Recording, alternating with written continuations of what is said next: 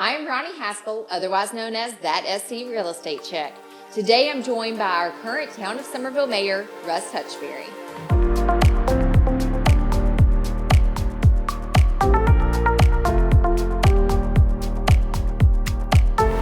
Russ, thank you so much for joining us today. It's been 6 months, almost exactly to the date when we had you on last time.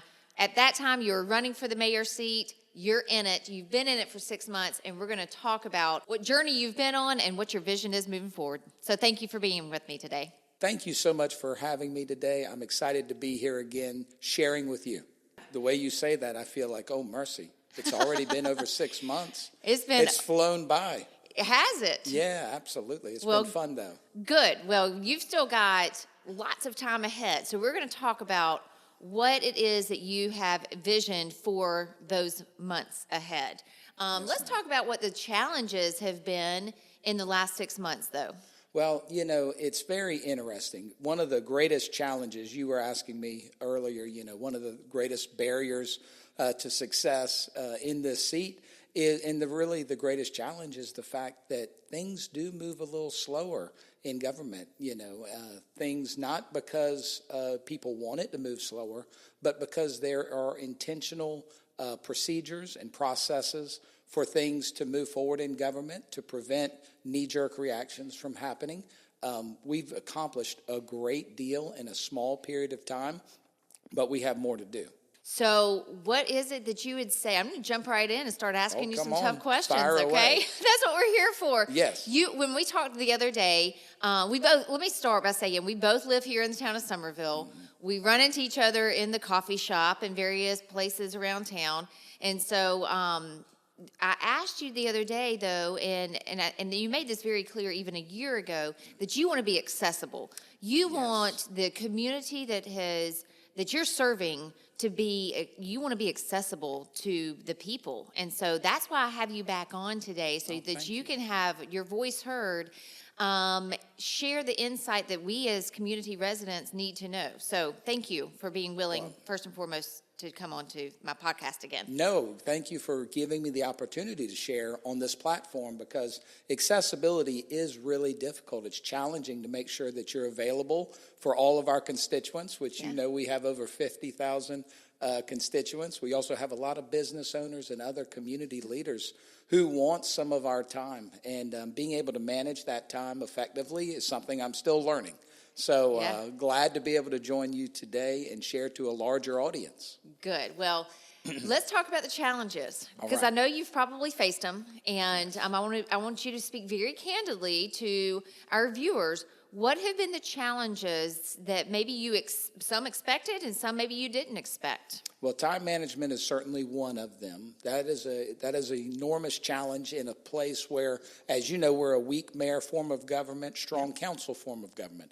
So I have no authority independent of 3 other votes joining me on council. However, I do set the agenda, and I'm perceived as the perceived leader of the town, being elected by the town as a whole. So one of the challenges is just making sure that I'm communicating clearly and effectively while not commanding or giving orders, for lack of a better term, in those spaces. Trying to make sure we're representing our community and keeping our council members informed through the process.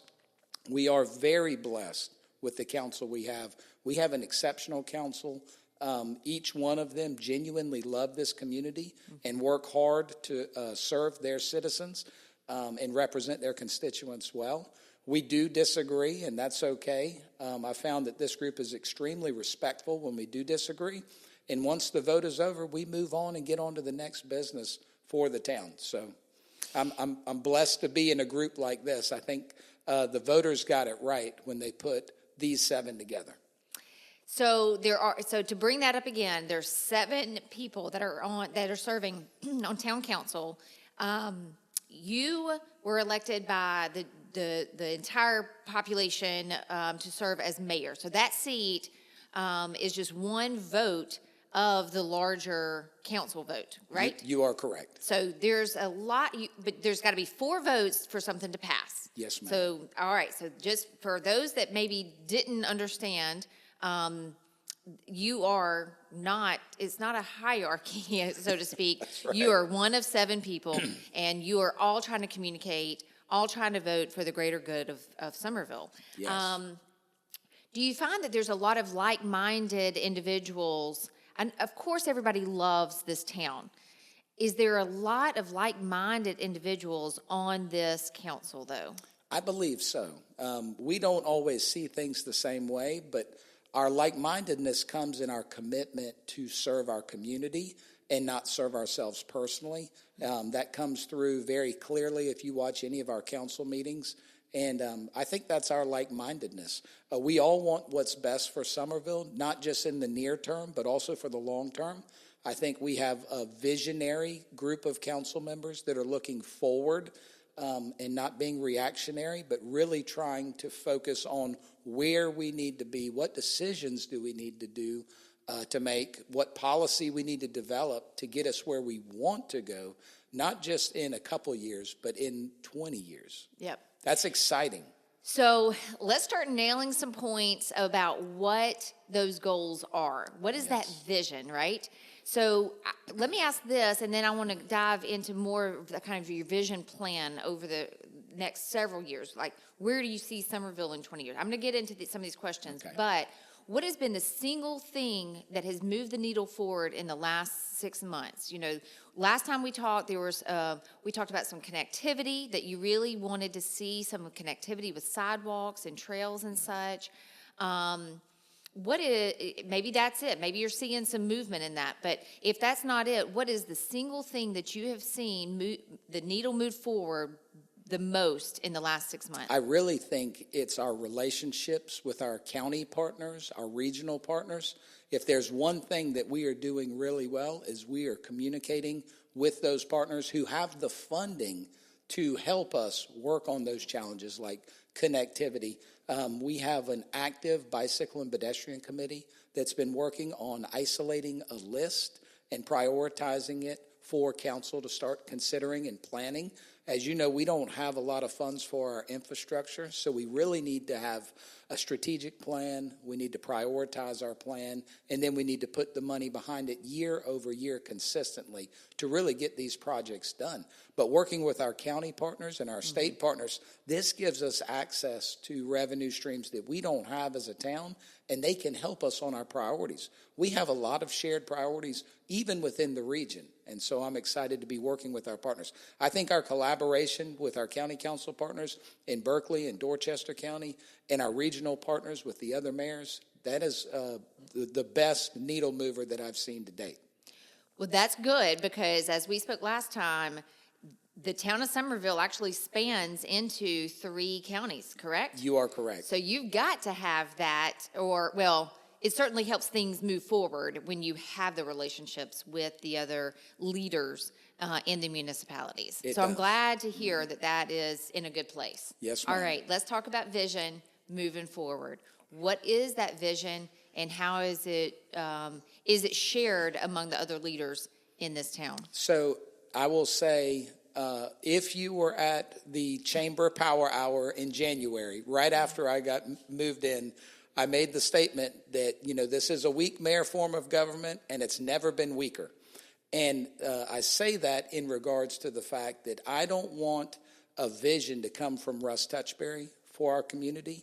I want the vision to come from our community for all of our elected leaders to get behind.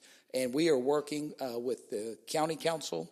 We're working with the Chamber of Commerce. We're working with Summerville Dream to engage a third party to pull the feedback from our community of what their expectations are. And so we can put a strategic plan around that and deliver on what our community wants from us. To be an elected leader is to serve the community. It's not to serve your own goals and your own vision. We had a vision plan that was done with a great deal of community engagement in 2014. That plan has largely been shelved because of political winds changing. I want to make sure that this vision that we create comes directly from the people. Everybody has the opportunity to weigh in. And when we put our strategic plan behind it, it's going to last longer than Russ Touchberry, It's going to last longer than any other elected body. It's going to be the plan and the vision that we work towards for the next 20-plus years. So has that plan been developed? We are in the process. I talked to Rita Berry, the CEO of the Chamber, yesterday. She is excited. They are working on soliciting for a new consultant to come in and help facilitate that. So it's a third party.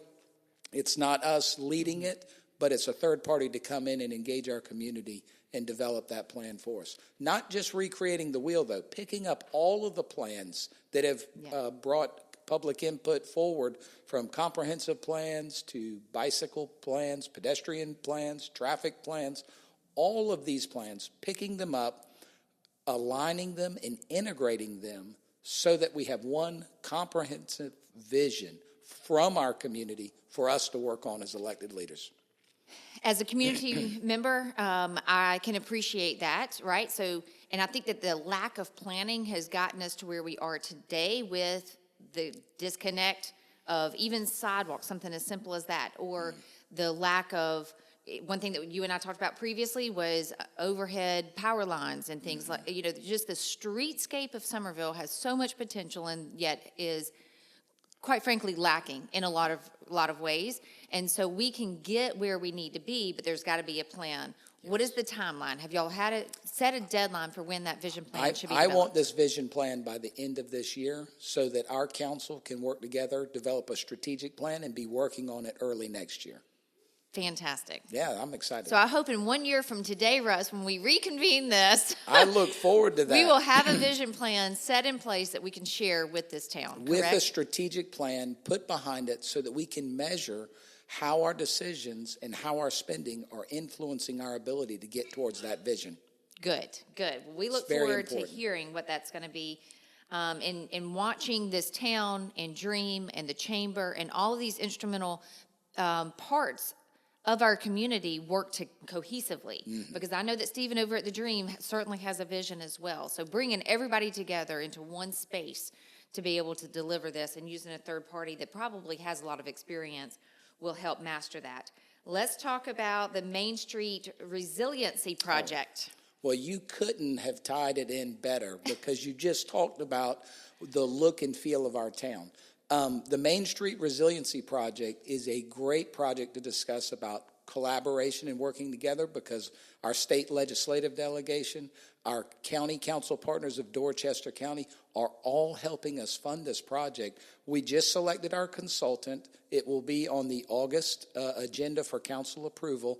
That consultant will start designing what the first 5 blocks of Main Street north of the tracks, so think of the railroad tracks north to Highway 78 on Main Street, is going to be completely redone, reclaiming the brand of excellence of Summerville, just like you see in Hutchison Square for those 5 blocks. Mm-hmm. And that will include improvements for pedestrian connectivity.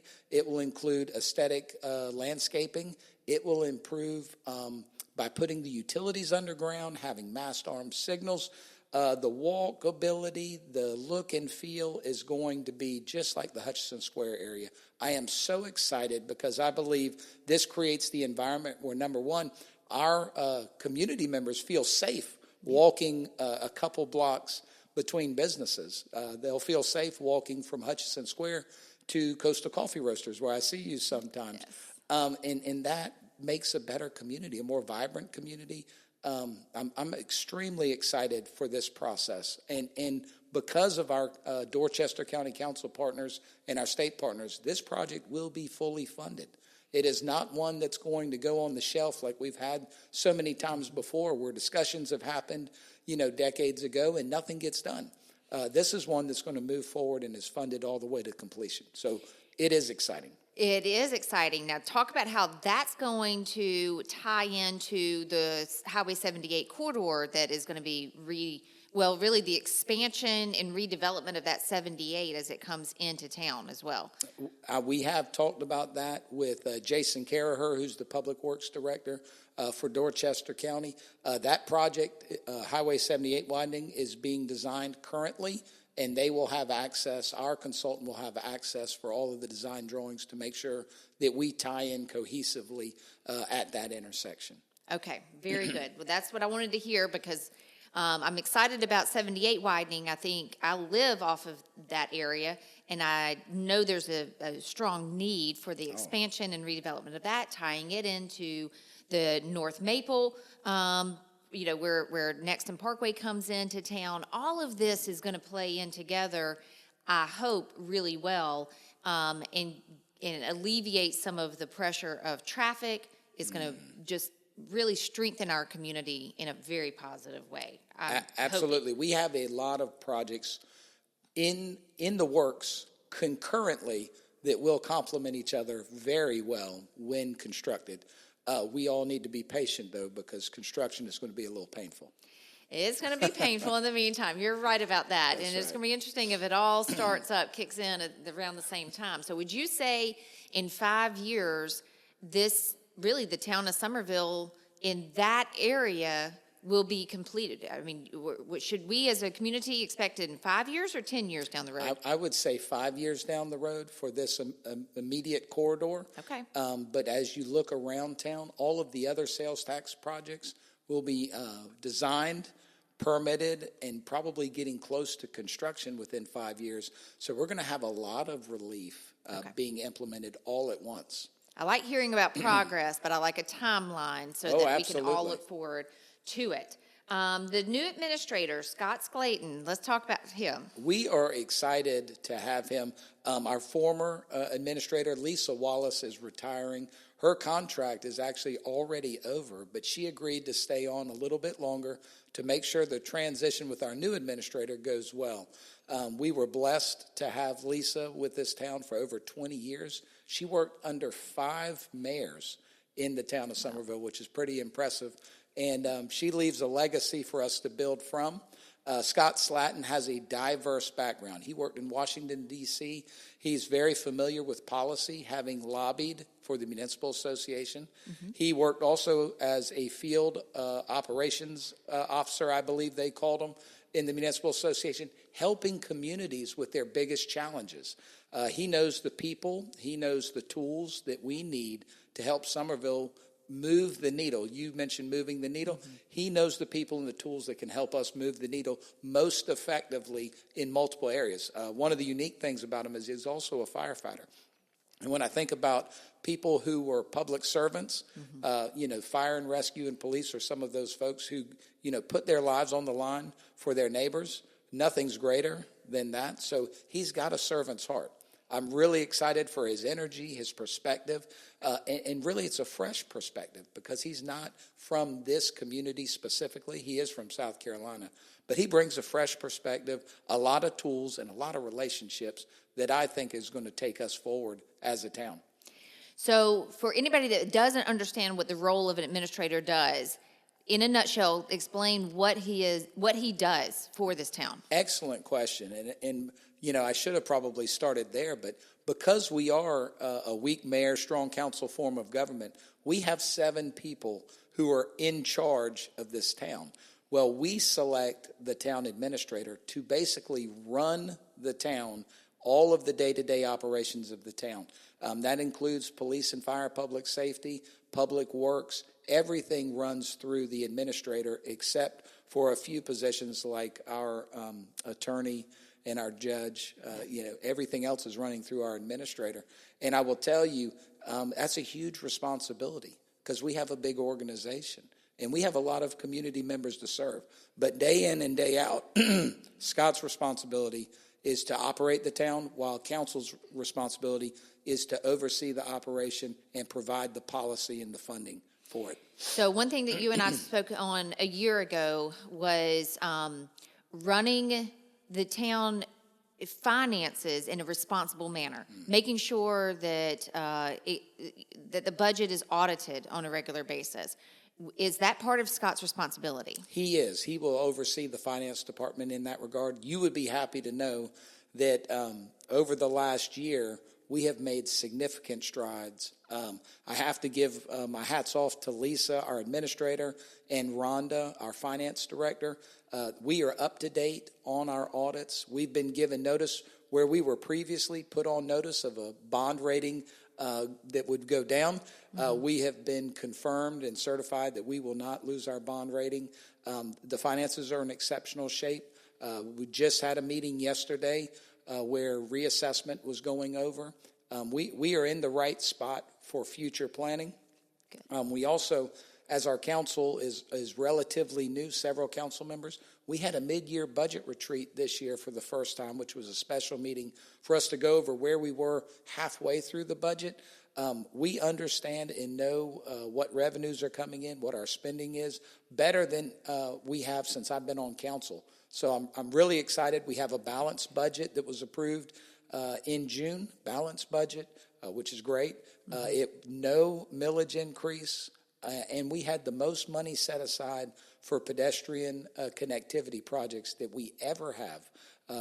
And I asked Lisa, I said, do you remember setting aside this much for any budget in the past? And she said no. So it's really important because I know that our community needs that investment, and we're prioritizing our spending on the things that our community wants. Well, and we appreciate that the town council and you as mayor are listening to the residents in the community, and you're seeking what it is that is important to us as a community as we move forward. So this is our home base. We want to create a culture that continues to attract other people. That's the economics, and I get to be a part of that in the real estate sector. I get to sell Summerville on a regular basis, and I'm proud to do it. But we do have a level of responsibility for in a lot of ways. And so it's nice to know that we've got a government that's behind us helping support these efforts. Yes, so, ma'am. Russ, thank you once again for coming on.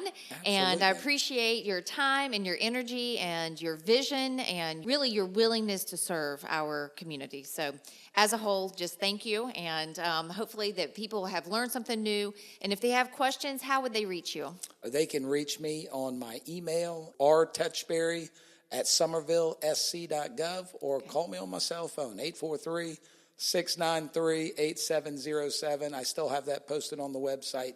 I want to be accessible. I'll try to get back to you within 24 hours, but I want to hear from you. You know, we have so many special residents. It's the people that make Summerville special, whether it's our business owners, our community members, and I want to hear from you on ways we can serve you better. Great. Thank you again for your time. Thank you. For those watching on YouTube, make sure to click that bell so that you can be notified of future episodes.